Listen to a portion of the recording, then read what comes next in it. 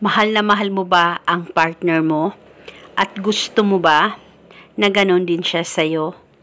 At gusto mo rin ba na siya ay maging sunod-sunuran sa'yo? At ikaw palagi ang masusunod sa kahit na anong gusto mo, lalong-lalo na sa relasyon ninyong dalawa ng partner mo. Kaya ngayon ay gawin mo itong ritual na ibabahagi ko sa inyo para maging sunod-sunuran sa iyo ang partner mo, malayo o malapit man kayong dalawa sa isa't isa. At ngayon, kumuha ka ng papel at panulat at isulat mo ito sa papel. Pangalan at apelyido, ikaw ay maging sunod-sunuran sa akin. Isulat mo lamang ito ng 3 beses.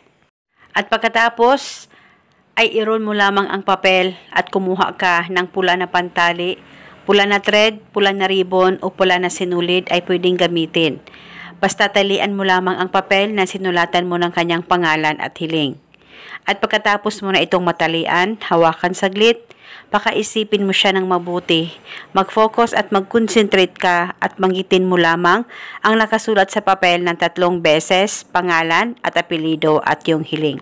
At pagkatapos nito ay pwedeng dalhin itong ritual, ilagay sa bulsa mo, sa bag mo o sa wallet mo, basta dalhin ito kahit saan ka man magpunta. At kung gusto mo, pwede mo rin itong itago lamang dyan sa damitan mo, basta ito ay nasa safe na walang makakakita at makakaalam. Itago ito pang matagalan dahil isa itong gabay para maging mabuti at mas lalong magmamahalan kayong dalawa ng partner mo. Basta tiwala lang, huwag kalimutang palaging magdasal at manalangin at hilingin ng buong puso at paniguradong maging okay at maayos ang pagmamahalan ninyong dalawa ng partner mo. At eto muna sa ngayon, maraming salamat po sa panonood. May God bless us all.